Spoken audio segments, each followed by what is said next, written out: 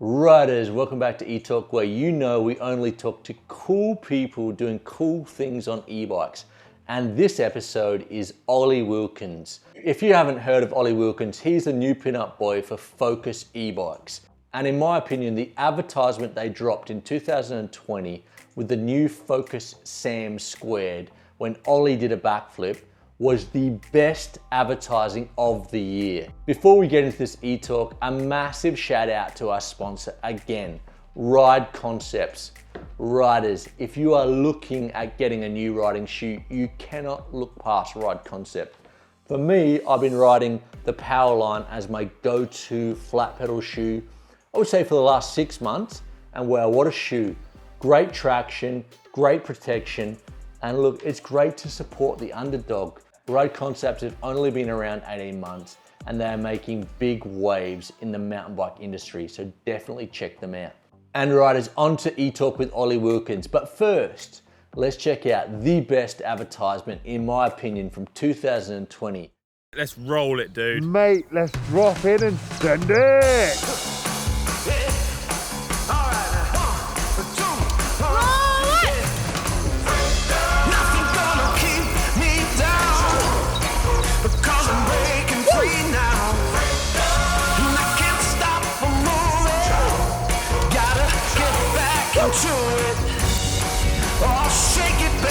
Yeah, boy. You gotta shake it off and I'm as free as the birds now, flying through the clear blue sky. Dude, that was so good. Should we go again? Let's go again. Nothing gonna keep me down. Drop it in. Breaking free now. And I can't stop moving. I gotta get back into it. Oh, shake it, baby. You gotta shake it. Olly, that is insane. Now I feel the freedom. Hear the words that fall from my lips. They fall from my lips. Fall from my lips. That flip, yes, brother. Let's go again. Nothing gonna keep me down. Because I'm breaking free now. And I can't stop moving. Gotta get back into it. Now I feel the freedom. It's in the way I move my hips. Yeah, Olly, sick. Hear the words that fall from my lips. They fall from my lips. Fall from my lips. Nothing gonna keep me down. Because I'm breaking free now. Dude, that was so good. Can't stop moving. Yes, brother. Gotta get back into it now. Should we go again? Keep me down. Because I'm breaking free now. So Olly, welcome to Sam's Bikes, mate. Big fan and very, very happy to have you here. Thanks for having me on eTalk. I like it. E-talk. It's a little bit corny, but you know. And mate, I hear that you've had a bit of bad luck. You know, we've had COVID, you've had COVID, and now you've broken your ankle. What's going on with dude. that? I'm a survivor. Yeah, I had a bad end to the year. I had a really good year in what, for a lot of people, was a crap year, which I felt, in hindsight, I felt a bit guilty about. But yeah, I got back from Indonesia and contracted COVID-19 on the flight back somehow, and got a positive test and everything, and lost my taste and had to spend 10 days indoors. So then after those 10 days just in the flat, Yeah. I was like so excited to get out. Got out on the 22nd of December. I'd done like 3 or 4 days of riding after surviving Yeah. COVID-19. I did 3 or 4 days of riding, obviously super hyped to be riding, and broke my ankle and ended up having surgery on Christmas Eve. Oh, dude. So Not not good. Oh, man. I saw your video, and riders out there, Olly has, I think he's got 32 videos, and he's got 20,000 subscribers, which is double what I have. Bastard. But check I'm out. sorry, man. No, man. You're famous. Come on. No, you know, dude, all you got to do is break your ankle and then people want to watch it. yeah, you None got of my other videos get views. I have to admit, it was a bit of a. I mean, no, riders, go and watch the video. It was a pretty epic crash, man. I was expecting something massive, but Mate, I know, dude. I know. It's that's one of the hardest things about this one is that like I've got no comeback. I've got nothing because as a rider, I've always I crash a lot because I try really hard, and like every time I crash, I have something to improve on or something to think about or something like, oh, my fucking front washed. Why did my front wash? Something to think about, you know. yeah, I've got nothing on this. I landed as perfect as I could, I and I know. broke my ankle. I know what it is. I know what it is. Shoot. I put it in slow motion. I checked it all out. You know, the worst thing for e-bikes for me is having a drop or some type of landing that doesn't have a proper reception. You know, doesn't have a proper landing. So you Yeah. almost landed onto flat. So basically, the downforce of those e-bikes, that's the worst thing about e-bikes. The downforce, if you over jump or under jump, or do a probably 2 meter. It's hard to see on YouTube, but probably like do what was that, a 2.5 meter drop to flat? Yeah, that drop looks so chill, and then in real life, it's mate, pretty gross. To be honest, it's pretty always gross. the way. It looked big. Yeah. It looked big, so it must have been massive. Anyway, that is bad. So how long are you out for? So I've just had. I could actually. I don't know if you edit these things. I could No, I send you do. some pictures or whatever of my X-ray. So I've just come out of my surgical cast, which is like. So I'm 2 weeks in now, and then I've got 4 more weeks with completely mobilized, and then I can start maybe putting weight on it, maybe get on a spin bike. Yep. So it's I've got a bit of a while yet. I'm So do gonna you have to have- come up with some so what ideas do for YouTube. So what do you have? I'll hope you that. Lots of ideas for you, dude. So do you have like a moon boot on or something like that? That's right. I'll show. Can you see this? Yeah, man. So you can take that off to shower? No. Well, I'm not allowed to wash it yet. That's so gross, eh? Oh, I'm man. not allowed to wash it yet because I've just had all the stitches out of Yeah, my yeah. wound. So I'm washing it really soon. But yeah, I can take it off. I can take it off to sleep and to like chill on the sofa. When you can, like, I mean, you can now. I'm going to send you a contact for that Game Ready boot. Weeks. It is a game changer, dude. Like it basically puts compression ice. So it's a machine that you have ice in the machine, and then it pushes ice cold water through the joint. So you have a Yeah. wrap, and then it compresses it. Like maybe ask your doctor if you can use it yet, because it does put a fair bit of force on it. Yeah. Man, it basically gets, it's like cryotherapy. It gets the joint, it pushes all the blood through the joint. So I've used it for a week and it was amazing. Definitely. Wicked. Yeah. No, I'd love to give it a go. I'll get you that contact. So how was COVID? COVID, dude. I'm not good. I wanted to be like, it's nothing. It's flu. It wasn't that nice for a few days. I was like, I didn't have any cough symptoms. I just had really like achy joints and like flu, and I was lame, and my eyes ached, and yeah, I just spent like 3 days on the sofa doing nothing, and then I lost my taste completely, entirely. Weird, isn't it? Yeah. And I still don't really have taste now, which Jesus. is pretty weird. But I don't know. Obviously, I'm lucky enough to not be in an at-risk group, but equally, I'm not going to say it was nothing, and I would say I didn't have a good experience. It's different for everyone, but mine wasn't particularly pleasant. I'm very thankful that I don't have anything up with my lungs or anything that I know of yet. No, But I mean, we've got it pretty bad in Spain, but yeah, I've heard some of my friends have had it, and they said, yeah, the same. It's not very nice. It's not a walk in the park. It's not a normal cold. no, you want to be able. You want to be. I don't want to be one of those guys, but I want to be. You want to be able to say, no, it's nothing. Don't worry about it. Like calm everything down a bit. But Yeah. it wasn't actually that nice, so I'm not going to say that. Okay, good man, good man. So for the older riders out there, you know, like e-bikers are a little bit older. So who is Olly Wilkins? They might not know you.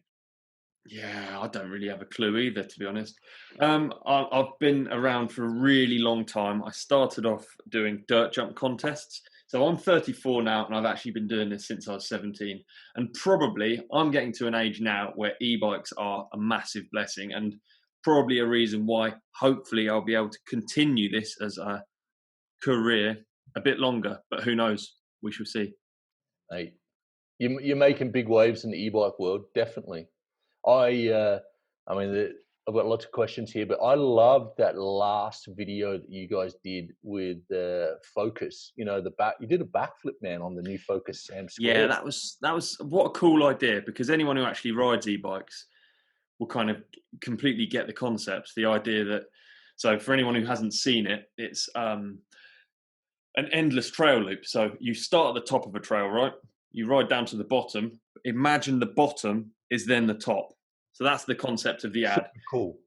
Yeah, really cool. Because do you know what? Until now, we've tried every advert we've been trying to get across how fun it is to climb. It just doesn't translate visually. Because we all know that riding e-bikes is super fun uphill and super fun downhill. But uphill, it just looks shit. It just looks like you know what I mean? It just looks like you're climbing. It doesn't look like anything. So I think this was a really cool concept. And yeah, I got to do quite a big flip on my long travel Ebe. Was that the first backflip you've done on an e-bike? Yeah, it was. Yeah, what an idiot. The first one they missed and didn't end up in the advert, and then I knew I had to do it again. Oh, but do you know, the whole advert, they put in so much effort into the whole thing. The trail was a custom build for the ad. Yeah.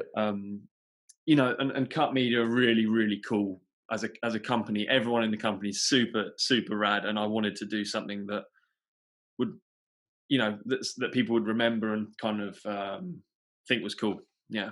So did you have any, so are you obviously you're the athlete and the stunt rider.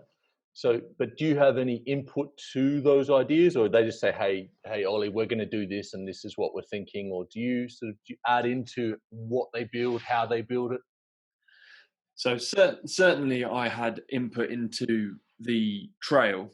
Yep. But in terms of the idea, I can't take any credit for that. That was Focus marketing team are super on it, switched on, and then that mixed with Cut Media, obviously super switched on and on it.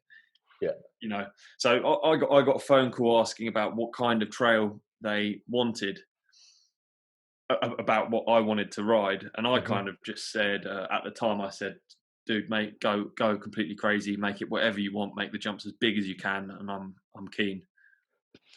And then turned up, and there's this mad track. You know, it's so cool.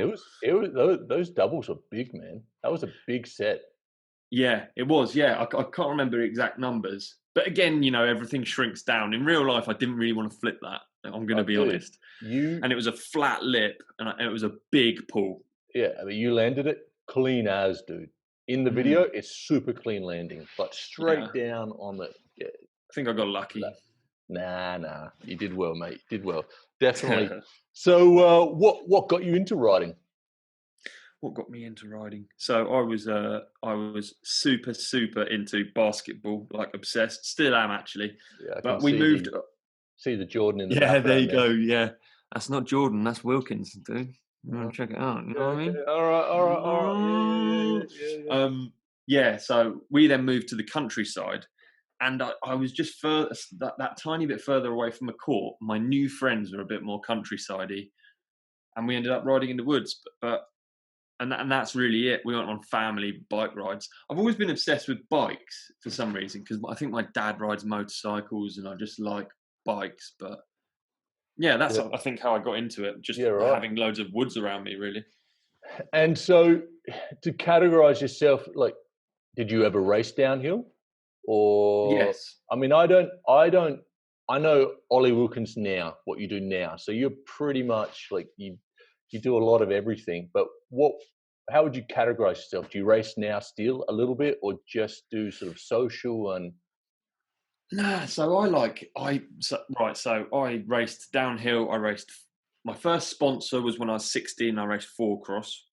And, you know, up until then, all competing and racing was just the best. I loved it. I got to my first sponsor at 16 and something was a bit weird. I was racing 4-cross. I wasn't getting the results that I got before I was sponsored for some reason. Yep. And it was all a bit odd. Anyway, I was then doing a lot more dirt jumping as well. And I got recognised by DMR. I got picked up by DMR, and then I was a contest dirt jump rider. So, you know, already you can see that from this, I've just mentioned downhill, 4-cross and dirt jumping. It's not like I've never really, it's all the same to me in a weird way. Yeah. I can see it in your riding. Your style is so diverse, you know, like you can ride anything, which is not everyone can do that. You know, the downhill racer or a dirt jumper, but you seem to, you have a master of none. Oh, mate, come on, mastered that backflip. Yeah, there you go. So yeah, I don't really categorize myself, and then I did contest level dirt jumps. Really ruined it for me, and I just saw surfing, and I saw what they did, and those guys just did exactly like it ruined my favorite thing, contests. Yep. So then I wanted to be like a surfer because I just saw that they kind of did whatever they wanted. They maybe relied a bit on their style on a bike or on the surfboard, and that was my aim. And it took me fucking years to actually be able to say that I can just kind of live freely. I don't have to do any events. I do exactly what I want. And now I'm at 34 and I can actually say that I do that. It's definitely, I mean, Instagram and YouTube and all that stuff has changed the game, you know, because you can do that now. Like at the end of the day, like a sponsored rider means you're influencing people and people are watching what you do. And, you know, like if you're getting 50 or 80,000 people watching your videos, which you are, you know, that's, you are doing your job in a way. Yeah, definitely. I mean, for sure, all of that stuff has helped massively. But like before all of that stuff came along, I was writing magazine articles. So I'd organise a trip, write the article. I get paid to write the article. This is when I was really, really scraping by. So I get 200 quid to write the article. I get 200 quid in photo bonus to appear in the magazine. Nice. I was like, shit, I've worked this out. I can actually be a pro rider. And all I have to do is come up with stupid ideas like, oh, I want to ride up this tree. I want to ride. You know what I mean? So I think it just takes a bit of like understanding what you're really there for as a sponsored rider, and getting a broader picture, and you can actually make it work. Like, definitely. I mean, it's definitely working because you know you're all over Insta, you're all over everywhere, man. You got your first front cover the other day, didn't you? I got my first MBUK front cover. I always got dirt covers when I was younger, so I've got a load of dirt covers. Yep. Back in the day, I was like, once you got a dirt cover, you've made it. You can chill for the rest of your life. Yeah. That's honestly how it used to be as a pro rider. You were just like, right, job's done for a year. Yeah. But the world has changed. But yeah, I got an MBUK cover the other day. So happy. MBUK was the first magazine I featured in when I was 17 with the same guy, Steve Bear, the photographer. So it was really cool to go 17 years later and get a front cover with the same guy. Yeah. No, it was a good photo. I liked it, definitely. Nice one. Cheers. So you've been with Focus now for 4 years, you were saying. Yeah. And it seems like you're now the pin-up boy of Focus e-bikes. You know, how did that happen? When did you get your first e-bike from them? Because they're selling, you know, that's their Focus are pushing e-bikes really hard. Yeah, that's right. Yeah, Focus. I mean, have really amazingly strong products across the board, but e-bikes certainly, I think they're having a lot of success in. I first got an e-bike when I signed for Focus, and this was 4 years ago. And I'll be honest, I got it, and I was like, none of my friends had them. Brendan, my buddy Brendan, who I ride with all the time, couldn't get hold of one. Bernard didn't have one. Like no one had one. So I had an e-bike on my own, and I'd go for laps and I'd ride it, but I didn't really fall in love with it until probably 6 months later when Bren had one, and then we would go on these mental missions. Do a full battery on turbo. That's how I ride an e-bike anyway. Yeah. Full battery on turbo in the slop. And then I was just like, whoa, I get it. And now I wouldn't be the first person to jump on board a trend in riding generally, because I'm quite happy just on a very simple bike, a dirt jump bike, a trail bike, whatever. Yep.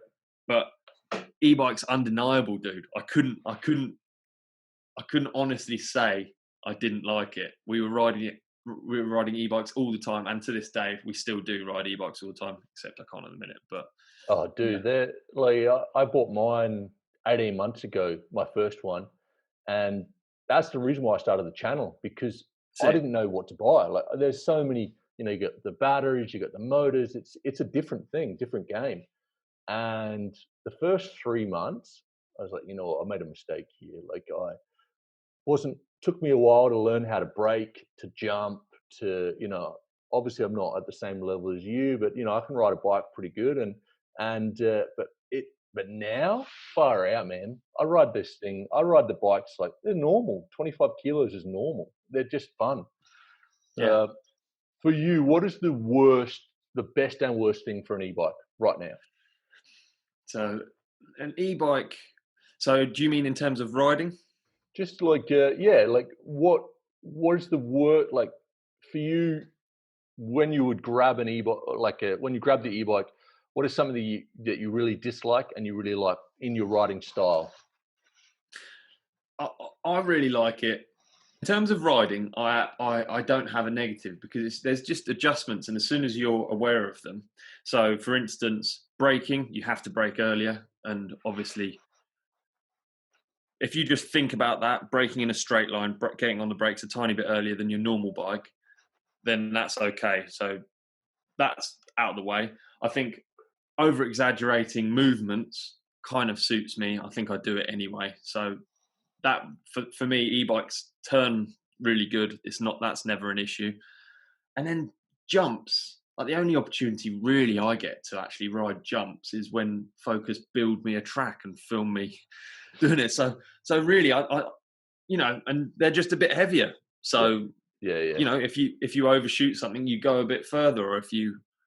So I wouldn't say there's really negatives. There's certainly negatives in other aspects. So obviously the secret trails get found by more people that maybe, there are negative aspects to having loads more people in mountain biking, which is what's happening at the minute through e-bikes. Yeah. But in terms of riding, I've got nothing. Yeah. Yeah, no, good answer. And let's do some cheeky plugs for Focus here. Tell us about the Focus Sam Squared, the new one. Looks like a monster truck. A monster truck it is. So it's 170 mil travel, and it's coil, which I thought it's a 29 170 coil bike. This is not a bike that I thought I was into. I live in the Surrey Hills. I don't have big mountains. I've always liked a normal bike. I'd always swayed towards a trail bike over an enduro bike. Yep. So this bike, in theory, when they told me about it, I was like, okay, it's interesting because, I'm lucky enough to get to go to big mountains, but at home, I'm not going to use it. And it's really changed my mind, actually, because, I kind of realised that you don't move an e-bike about as much. So it's great to have this big platform just ploughing everything. And I think I can go super, super fast on this bike over some of my others. Yeah, no, that's an interesting comment, because what I speak to a lot of people with e-bikes and recommendations a lot, and I don't think a trail e-bike really gives you the same benefits as a trail traditional bike. Like a traditional trail bike is so much more playful, and so you can move it around. You really don't need that much suspension. But an e-trail bike, man, it's not that different to an enduro. And I bigger the better, I reckon. Yeah, And you've actually summarised it way better than I did. That's exactly what I was trying to say. Like, yeah, you just don't fiddle around as much as you do on a normal bike. And I really love riding normal bikes, and e-bikes are by no means a replacement for me personally.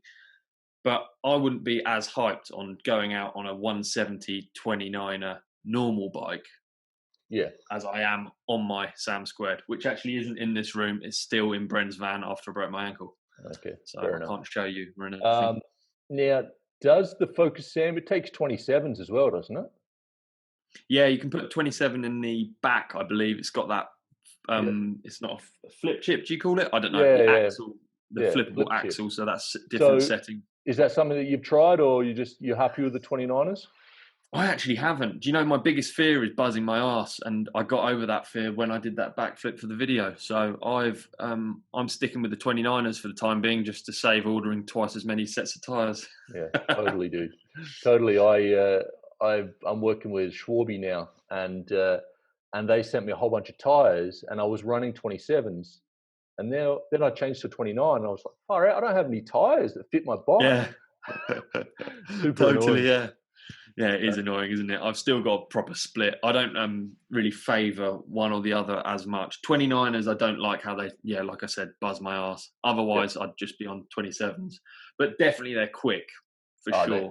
They have more, for what I've found, because I've tested, I think, 12 e-bikes last year, Yeah. and a mix between 27 mullets and 29s. And I found that the 29, look, I didn't like the idea of a 29 e-bike. I just thought it wasn't necessary, but man, you just get more traction and more speed.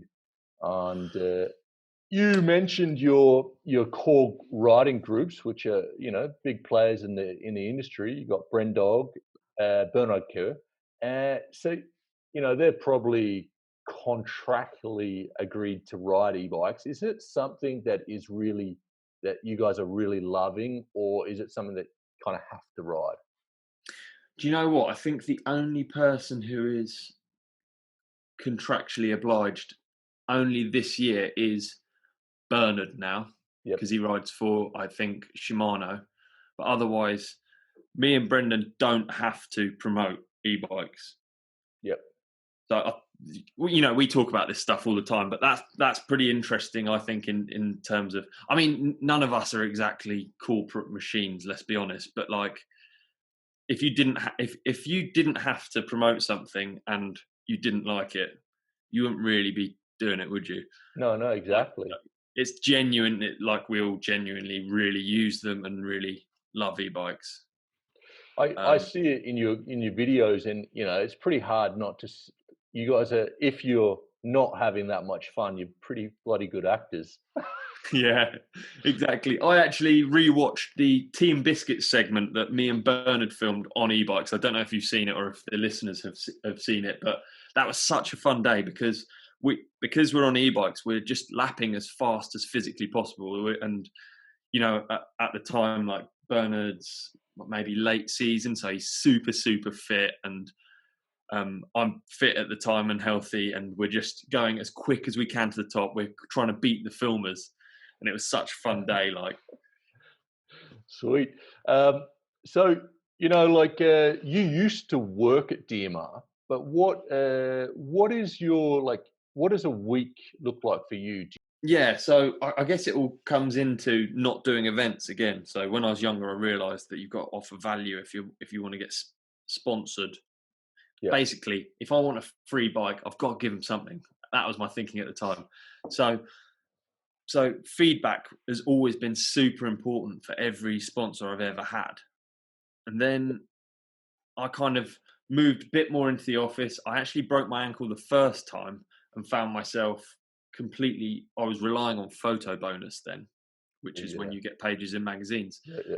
So DMR offered me a job in the office. I studied graphic design at university, and they offered me a job in the office just doing that, really.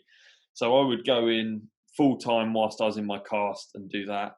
And it turned into really a role that, I was called a brand manager, but it kind of is just like, DMR is just a load of bike riders. So these terms don't really mean anything. I just got free reign to do whatever I wanted, develop products, whether that comes from concept to actual product design to graphic design to marketing. So I got to learn everything working with those guys, and I still work with them to this day. Obviously, during this weird disease time, I can't go in there. It's about an hour from my house, so I still do bits and bobs, still in contact with them, nearly every other day. But otherwise, my full-time job is riding as much as I can, filming as much as I can, staying healthy. It's kind of really, really broad. A very much dream job there, man. Congratulations Dude, on that. That's awesome. absolutely, but it's been a good old decade of really struggling to pay tax on my car before I can do my dream job. So Yeah. though I sound like I sound blessed, and I am, I've definitely worked a fair bit beforehand, done enough No, in the got definitely. to I mean, first. I think anyone that makes it in their profession, especially in a sports profession like this, they work their ass off. It's Yeah, 20% talent and 80% hard bloody work, I reckon. there's not many free lunches going, that's for sure. Nah. Um, Now, with this COVID, you started a YouTube channel, and riders definitely check it out. The reason I reckon your channel's Thank gone you. so well is because, man, it's you sell the dream. It's fun. It's like you're there, and you seem super genuine, and it's like you're like, oh, what's Ollie going to do today? Like it's more than the riding. It's more for me when I watch it. It's like you sell what bike riding is. Sick. Well, I'm glad about that. I'm glad about that. I think that's one of the things that maybe sometimes get lost, and one of the most actually important things in being like in some form a pro rider. Really, all a bike company wants, all anyone wants, is authenticity, and you can see straight through it when you don't have it. And actually, I'm not really putting anything on when I say I really love riding my bike, and it's been a lot of years of love riding my bike. All my friends are bike riders. All my life is bike riding. So really, I don't have to try too hard. Thankfully, I just have to document my life. That's my thinking anyway. And Mate, I'm what not you're there doing is yet, definitely working. Definitely. And but very do kind. you think that's something that, I mean, COVID has been a bit of a blessing in disguise? Like, is that something that you think you would have started your own channel if COVID didn't come around? Nah, dude, I'm 100%. I'm a pandemic YouTuber. Yeah, I never wanted to. I'll be honest. I really nearly completely missed the boat on it as well. Yeah.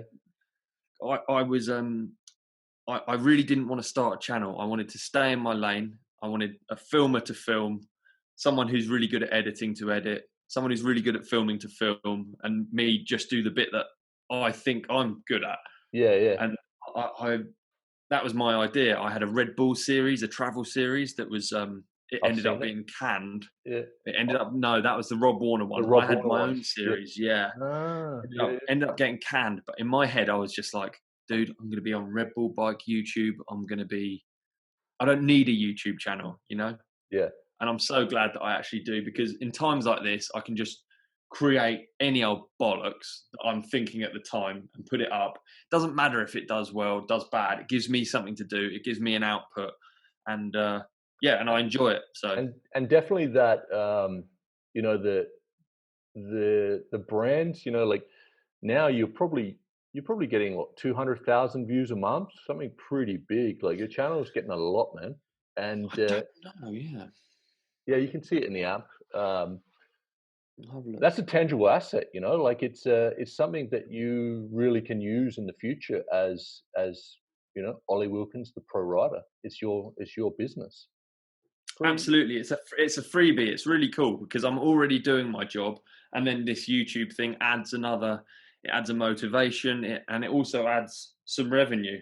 Not that it's very much. I'm looking at the stats now, but you're spot on with the views. That's 200,000. But good work with that, man. Like honestly, I do look forward to your channel and your videos. They're funny. they're definitely Good. I'm glad we've got another weird one coming out tonight. so. Me sort of fiddling around in the flat at 7 p.m. Oh, UK sweet. time. I'll definitely check it out. So tell me, that's another question. If Ollie was not a pro rider, what would you be doing? What's a dream job? Oh, I Another don't dream know. job. I think I think I've been hustle. You have to sort of hustle quite hard and be quite on it with all this stuff. Otherwise, nothing happens and you get sacked. So I think I think something about something really, really routine, relaxed is quite attractive to me in older life. You know, fiddling around in a shed on a vintage car or something like that would be quite cool. But honestly, I don't. I've got my dream job. I have no idea. Yeah. No, good answer. What is coming up for you in 21? Any? What 21? Well, I mean, other than a lot of uncertainty, beyond that, I would say hopefully everything kickstarts again, travel kickstarts again, and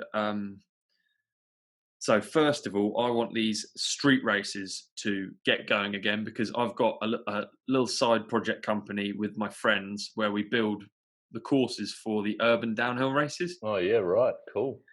So once the world starts up again, I feel like the atmosphere is just going to be absolutely incredible. We get about 40,000 spectators at these events, so why we can't do it during a pandemic. But when they start again, I think I hope everything is going to be amplified. Everything's going to be even more fun, even more exciting, and I can't wait to get back on those. Other than that, a lot of traveling, a lot of riding, and a lot of having fun. Sweet. Sounds like a great year. I think I think by June we should be back in. I think June. I don't want to call it, but I reckon now with the second strain out, the government's going to be all over it. I hope. Anyway, that's the thinking. Yeah. I don't know what it's like where you are, whether you're in lockdown or what. Like We're what not the in deal is. we're not in lockdown, but you can't really go and do anything. You know, like you can't go and have a beer with a friend. You can't. You can go for a ride, but it's snowing at the moment, so I can't do that. And Yeah. you can't go to a restaurant. You've got to wear a mask everywhere, so it's a bit lame. You can't really do much. Yeah, but yeah, fair enough, fair enough. I, it's amazing. Like, it feels like such a lockdown here now because I've got a broken ankle because I'm just stuck in the flat. It feels Yeah. like nothing's going on. I look outside my window. There's barely any cars on the road. It's super weird. Hopefully we get some progress soon. I'm trying to be positive about it all, really, because it doesn't seem too functional being bummed about it. There's nothing we can do, man. We just got to sit it out. You know, like No. it's been a bit of a shit time, but at the same time, you got to take the positives. Like, look, you built your channel. My channel, Absolutely, yeah. the bike industry's grown massively. You know, there's positives that have come out of this. I personally think the bike industry will never be the same. I think we've got, you know, like I know that how amazing bike riding is, and now there's more people out there doing that, and I think Yeah. the industry is just going to be for the next decade is just going to be on boom. Yeah, we're very lucky to be first of all, to be in this industry anyway. And then I never could have predicted that it would be that there would be this much interest and success during these times. It doesn't really, it's like the perfect storm, but one that I had not foreseen at all. It's very No. strange. I mean, it's funny you say the perfect storm because I agree completely. Because with e-bikes in the mix as well with COVID, because let's face it, if you're not fit and you go for a 3-hour ride or a 2-hour ride, it sucks. You know, like it's Yeah, not fun at all. But if you go on an e-bike, man, and you start out and that sort of, it just makes entry to the sport so much easier. definitely. So we put that in. There's no, like, I don't know what Focus is like, but it's very difficult to even find a bike at the moment. Like, everything's sold out because there's Yeah, just like, Focus are oversold. Yeah, yeah, absolutely. Everyone's it- the same. I don't think there's many brands that aren't. And if they're not sold out, start to wonder why they're not sold out. yeah, yeah, Hmm. yes. I do. I mean, I speak to people every day about recommendations for bikes, and yeah, there's a few bikes I probably wouldn't touch, but Yeah, and they're the ones that are in stock. So go figure. there Um, you go. I'm a big fan of the Where's Ollie series, Oh, nice one. and you guys made me laugh like so hard when you were talking about your travel tips, because Yeah. not a lot of the bike riders know out there. I spent 10 or pretty much a decade being a paparazzi, and Did you? yeah, man, yeah. I when I was 21, I was living in New York, and I traveled all over in my 20s, all over the world. Never touched a bike. Lived in Los Angeles for a while, and I was traveling with those big fucking like surf lenses, like 800 mil, 600 mil. These Yeah. lenses are impossible to travel with. And every story you told about getting on planes with bikes, I'd done. Several Yeah, times it's so before. funny, isn't Yeah. it? So tell the audience and riders, you have to go and watch that episode because it's hilarious. But tell the riders, what is your best travel tip? Come on.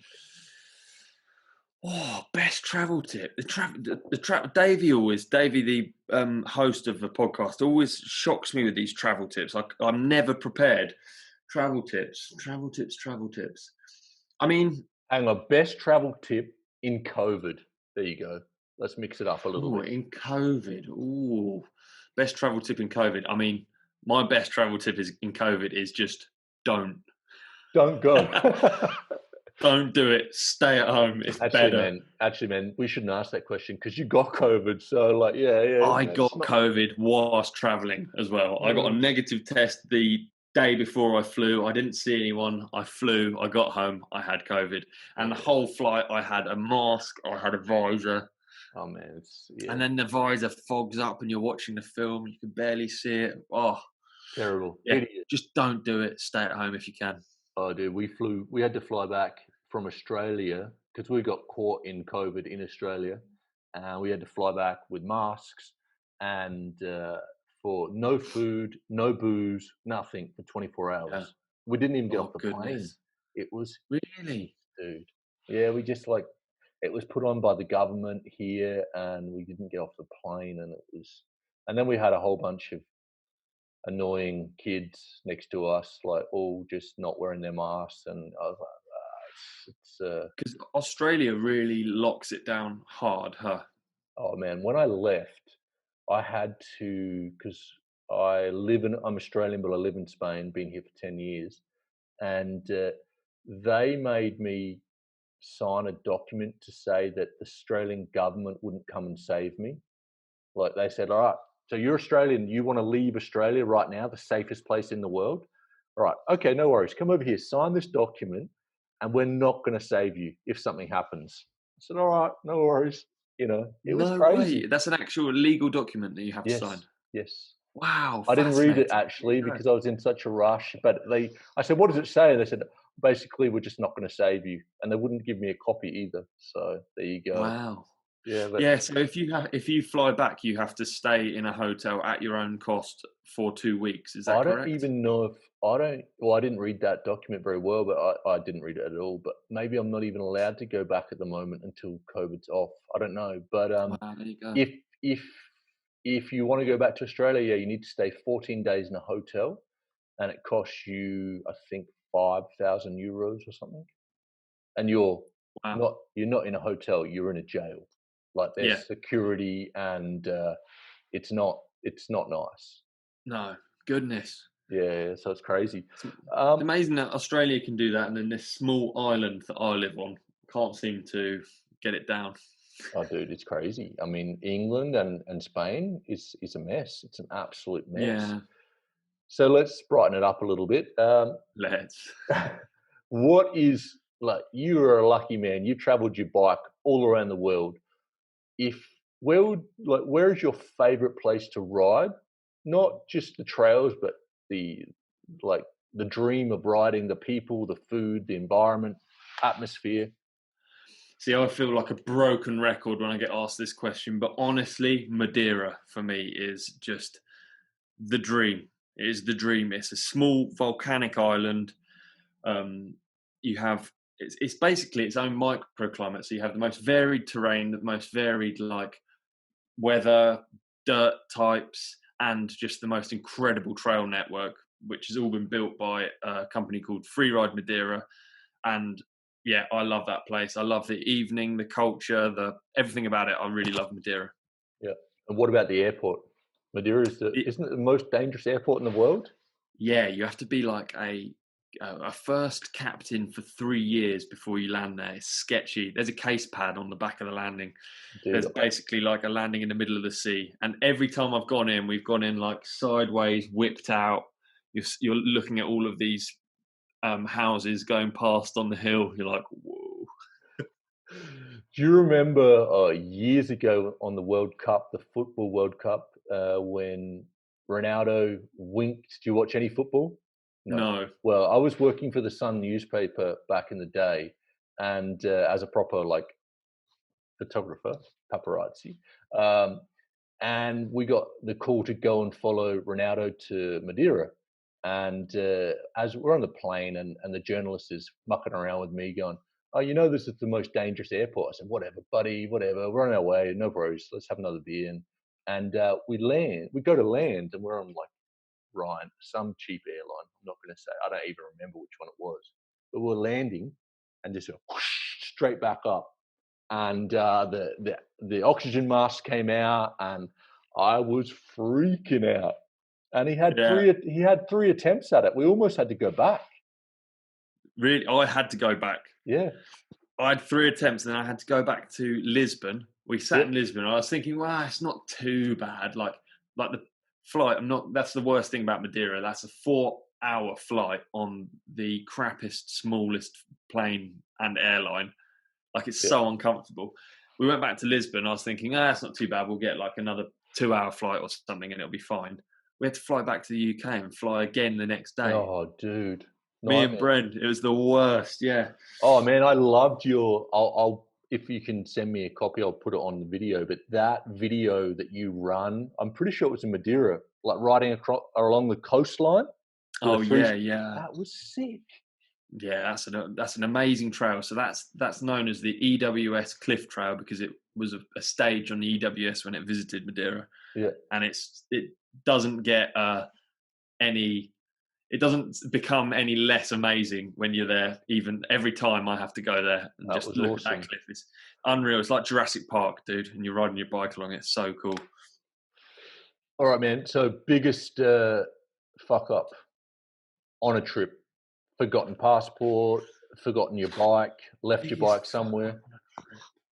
I must have some serious ones in my time, no doubt. Sure. Yeah.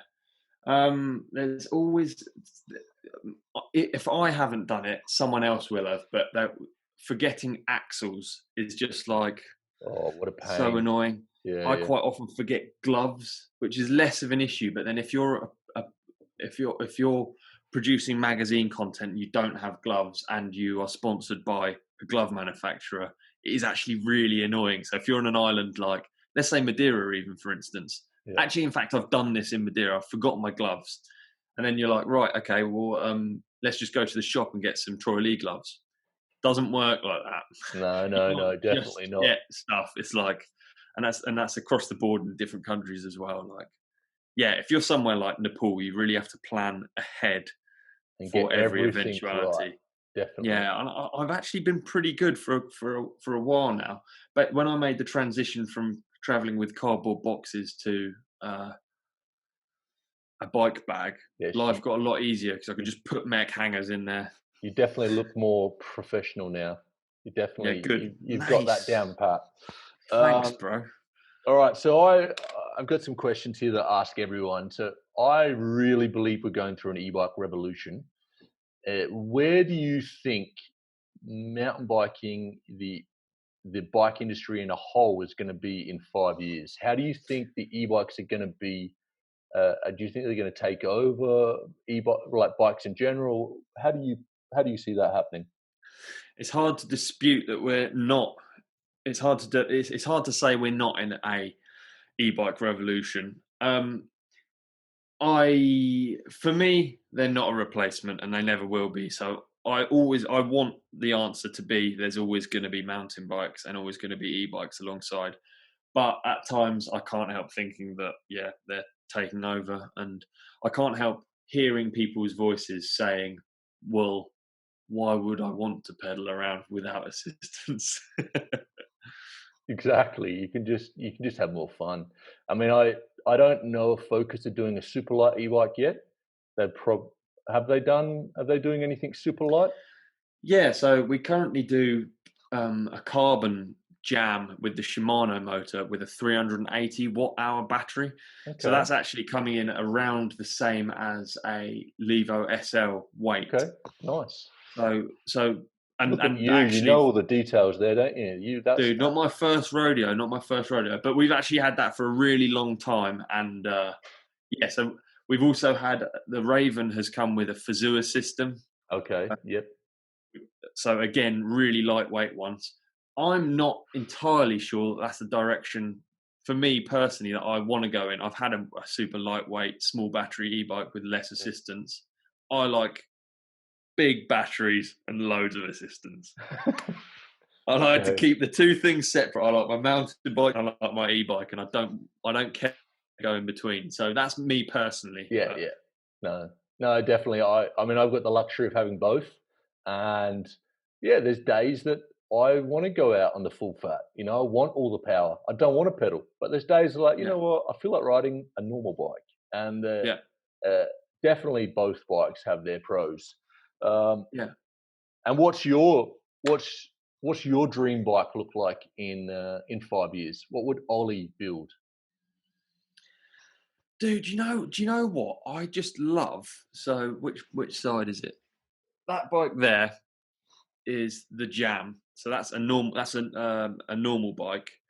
I love a 150 trail bike On 27s. So, on 27s. So Yep. I mean, I like it on any wheels. I just like bikes, to be honest. But Yeah. I can't see that going out of fashion for me. A short travel normal bike. But then I imagine now I imagine my collection of bikes without an e-bike, and I would really struggle in the depths of winter to not have an e-bike. So who knows what my dream bike is. I like all bikes, and I continue to ride all bikes. Very good answer. And very corny question here. If you could have a billboard at the end of Fort William downhill at a packed stadium, packed World stadium, Cup race, billboard, yeah. what would it say? Follow Olly Wilkins on YouTube, hit that like button, click the subscribe, and make sure you check the reminders. Also got a merch store, and say that in massive writing. Okay, perfect. There you go. No, I don't know what it'd be. I'd probably come up with some sort of No, I think that's the best answer we've had. Now leave it at that. Done. 200 euros or less. Keep in mind, a lot of e-bike riders, actually crazy enough, 40% of e-bike riders are new to the sport in general. So wow. What would you recommend a new rider to e-bikes, 200 euros or less? What would you recommend them to buy for their bike that will improve them? So I think you across the board, if you ask any pro rider that, they're going to say the same thing, and it's going to be contact points. So anywhere where you actually touch the bike, so whether that's pedals, whether it's a seat, and whether it's grips, those things make massive difference instantly. Yep. So I would say those things. My personal favourites are DMR Volts or DMR V11s because they're a big platform. A big platform on an e-bike just makes sense. Death grips because best grips realistically, aren't they? Oh, dude. And then why not? Let's go with the Oi saddle because again, all I'm doing here is promoting all of my mates' products. Oh yeah, great. Hang on, I'd never do this, but I want to get out. I'm going to take you for a little walk in my house. Please. Hang on, my wife's saying don't do that. She's naked. There we go. Look, bike room. My man. There you go. There's one. That's on one bike. There's one. Okay. Then we go into the SL. Oh, these ones are a bit worn, but they get better with time. These ones. Dude, they do. They're nice, aren't they? There we go. So I don't like them new. I like them to have a couple of months on them. So I'm preaching to the choir. Is that the term? Preaching to the Dude, choir? It is. not that I'm sponsored by DMR yet, but you know, guys, you can put in a good word for me. I'll put in a But good word. I recommend, like, they're my go-to. I used to be an ODI guy, but now Death Grips are my go-to, man. Such a good Sick. grip. Good to hear. Good to hear. Spent a lot of time looking at that grip under a microscope with Bren and the guys at DMR. So I love the success it's had. Like, DMR is not a massive company, and it's a British company, obviously. But far out, man, that grip has gone worldwide, and it's, I would say, probably now the most popular grip worldwide. I don't know, but I know all my friends ride it. Yeah, certainly where I live, I look around, I only really see Death Grip. So yeah, we've somehow killed it. Somehow two knobs from Surrey that Mate, you guys killed barely, it, definitely. and obviously DMR as well. But somehow we've butted our heads together and come up with a really cool grip. So yeah, stoked. Sweet. It's definitely awesome. Okay, so last question. So you can be anywhere, any bike, you know, perfect day, perfect trails. What bike are you going to be on? Who are you going to be with? And where are you going to be? See, I'm just an awkward guy. Do you know what I want more right now? When I'm sat here in my air boot, I want more than anything to just go back to a normal day at home. And I know I've done well in life because honestly, my favourite place to ride is just home. Yeah. So if I can do a normal day at home, two rides in the morning, cross country laps, 2-hour ones. So you got about 4 hours of bike time. An e-bike ride if I've still got the legs, and then finish off up the trails. That's my dream day. Oh, and thankfully, it's on my doorstep. So, dude, you're very lucky. That's good. That's very lucky indeed. That's a good answer, because you've been all over the world, and you know you want to be in your backyard. That's great. That's really good. I like that. Well, you have to come to Madrid anytime, man. Anytime you find yourself in Spain, you know, I've got spare bikes, so definitely show you around. And well, actually, no, you need to be on a Focus bike. They can send some bikes. I'll bring a bike. No worries. Yeah. No worries. Well, Ollie, man, thank you so much for your time. And this would be the moment that you thank all your amazing sponsors. And thank you for having me. You know, it's been easy. You've been a hard guy to pin down, I'd have to say. COVID, broken ankle. What can I say? Yeah, I know. No. Thank you, man. Thanks so much. And thank you. So your sponsors are? So you actually want me to plug my sponsors? I do. Yeah. So my sponsors are Focus Bikes, X Fusion Shocks, DMR Bikes for components. I then Troy Lee Designs. I'm lucky enough to have all of these. And you thought the list stopped there. No, it doesn't. Goodyear Bike for the tyres, Stan's No Tube for the wheels, TRP brakes and gears. Dude, I'm so lucky. And you think I'm getting shit in my eye? No. Melon Optics for the eyes. Dude, how are the Melon Optics? Yeah, good. They're retired up there. Oh, yeah. Moment, they're chilling. I got myself the other day. They're really good, man. They're super comfy. I was surprised. This is where we're going to go on and talk about the products now and sell them further. I was surprised that the dynamic range, as a photographer, dynamic range is like the highlight to shadow, like the amount of range in the highlight and shadow. And I'm not talking shit. Like, those sunglasses have amazing dynamic range. Like, you can really see in the shadows and the highlights.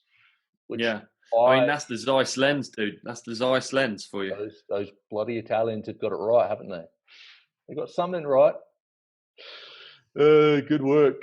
And can I get you to say something in your amazing radio voice? Why, of course you can. Yeah, no problem. So at the start of my videos, I always say, "Riders, welcome to Sam's Bikes, where you know we only talk e-bikes." That's all you need to say. So all I've got to say is, riders, welcome to Sam's Bikes, where we only talk e-bikes. My mic sounds quite good, doesn't it? It does. No, you've nailed it's pretty pro. Look, check it out. Dude, man, your mic is very good. You're on it. And for keeps. You should get into the YouTube Academy, man. You'll be teaching people how to do this soon. Anyway, Ollie, take care, buddy. Thank you so much. Cheers, dude. Thanks for having me. Speak to you later. See ya. Catch you again. Peace.